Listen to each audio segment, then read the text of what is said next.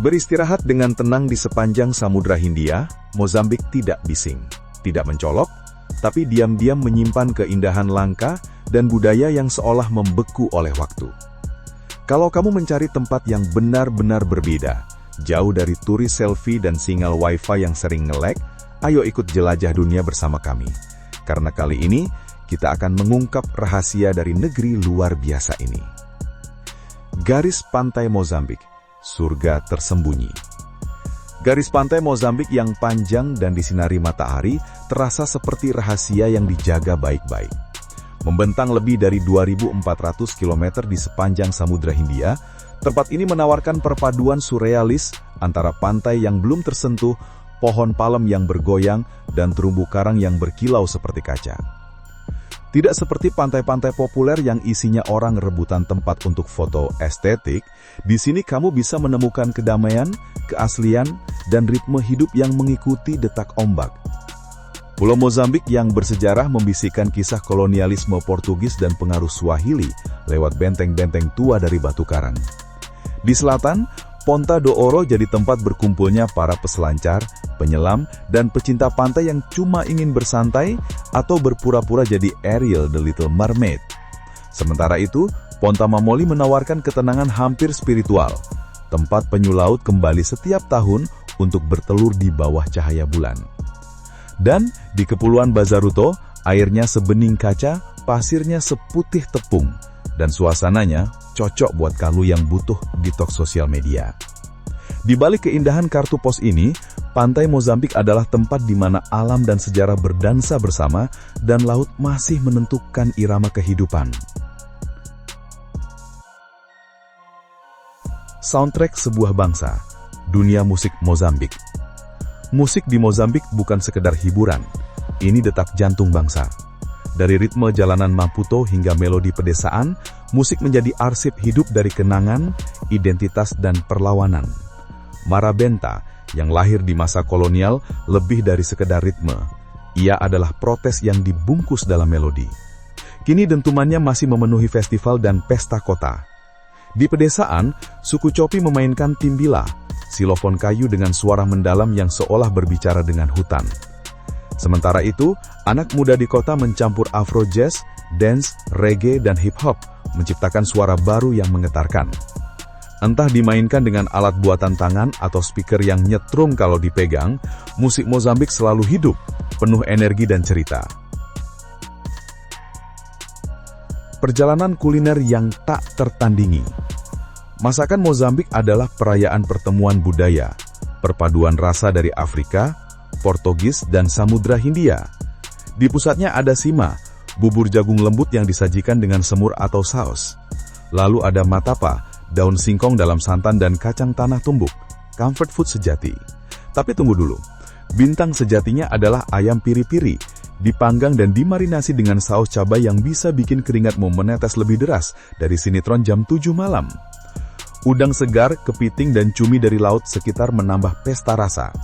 Sebagai penutup, bolo polana, kue padat dari kentang dan kacang mete siap bikin kamu jatuh cinta pada gigitan pertama.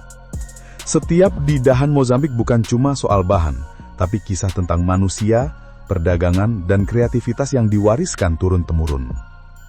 Pertarungan menyelamatkan badak. Kisah badak di Mozambik adalah tragedi yang berubah jadi harapan. Selama 20 tahun, perburuan liar membuat populasi badak hampir lenyap.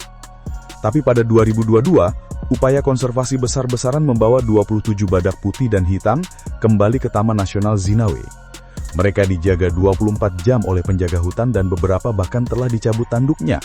Bukan karena mode rambut baru, tapi agar tidak menarik perhatian pemburu. Kini, kerjasama antara pemerintah, LSM, dan masyarakat lokal menandai era baru. Setiap badak yang berkeliaran bebas adalah simbol bahwa harapan belum punah. Keajaiban teknik, Jembatan Maputo Katembe. Berdiri gagah di atas Teluk Maputo, Jembatan Maputo Katembe bukan sekedar beton dan baja, ini simbol dari kemajuan dan konektivitas. Dibangun pada 2018, ini adalah jembatan gantung terpanjang di Afrika, membentang lebih dari 3 km. Dulu perjalanan dari Maputo ke Katembe bisa memakan waktu 9 jam. Sekarang cukup 4 jam, bahkan kurang kalau tidak macet dan tidak berhenti buat selfie. Meski sempat menimbulkan debat soal utang dengan Tiongkok, jembatan ini tetap jadi simbol. Mozambik tidak lagi melihat masa lalunya, tapi menatap masa depannya.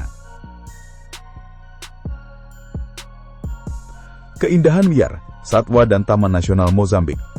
Bagi pecinta alam liar sejati, Mozambik adalah surga tersembunyi. Dengan 6 taman nasional dan 6 cagar alam yang mencakup lebih dari 12% wilayah negara itu, Mozambik adalah rumah bagi gajah, singa, anjing liar Afrika, dan antelop langka. Di Taman Nasional Gorongosa, keajaiban restorasi pasca perang terjadi, ekosistem hidup kembali, dan hewan-hewan kembali berjalan bebas. Taman-taman ini bukan sekedar tempat wisata, tapi benteng penjaga masa depan bumi. Kalau kamu ke sini, jangan cuma ambil foto, tapi ambil nafas dalam-dalam, karena udara di sini mengandung sesuatu yang kota besar udah lama kehilangan. Ketenangan. Emas mete, harta nasional. Hubungan Mozambik dengan kacang mete begitu mendalam, ibarat hubungan kita dengan gorengan, sulit dipisahkan. Dulu, negara ini pernah menjadi eksportir mete terbesar di dunia. Tapi kemudian, industri tersebut runtuh di akhir abad ke-20 karena salah urus ekonomi dan perang saudara. Namun kini, Mozambik bangkit lagi.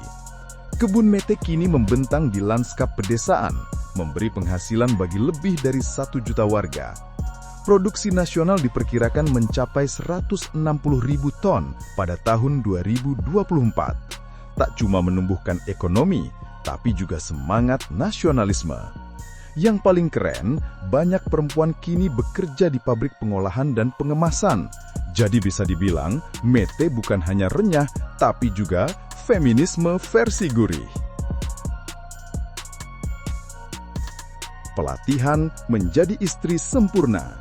Nah, ini bagian yang agak unik dan sedikit bikin garuk kepala. Di banyak wilayah pedesaan, gadis muda Mozambik masih mengikuti ritual tradisional yang disebut sekolah istri.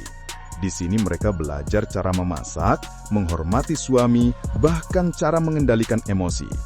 Pendukungnya menyebut ini tradisi penting, tapi pengkritiknya bilang, "Hey, ini 2025, bukan abad pertengahan." Tradisi ini kini jadi perbincangan hangat di tengah pergeseran nilai modern. Mozambik pun berdiri di persimpangan antara budaya dan perubahan zaman.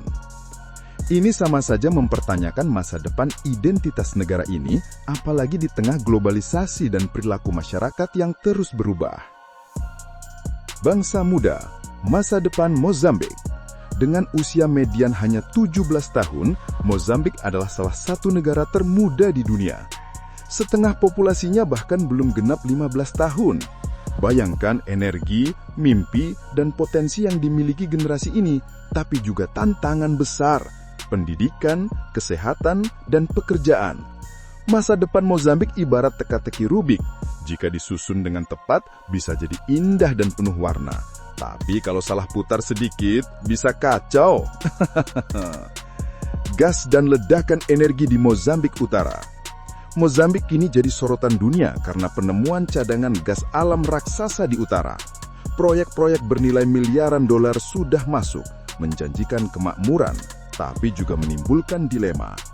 Desa yang direlokasi, hutan yang terancam, dan habitat satwa yang terganggu akibat mereka. Pertanyaannya, apakah kemajuan bisa berjalan seiring dengan pelestarian? Mozambik kini tengah menulis bab penting dalam sejarah ekonominya. Mudah-mudahan bukan dengan tinta minyak bumi. Krisis kesehatan nasional. Mozambik juga menghadapi tantangan besar dalam kesehatan masyarakat, terutama penyebaran penyakit yang melemahkan sistem imun. Faktor seperti kurangnya fasilitas medis, stigma sosial, dan sulitnya akses pengobatan membuat situasi semakin rumit. Tapi kabar baiknya, kesadaran dan kampanye edukasi mulai tumbuh. Harapannya kesehatan tak lagi jadi kemewahan, tapi hak dasar semua warga. Bangsa dengan banyak bahasa. Mozambik memiliki lebih dari 80 bahasa yang hidup.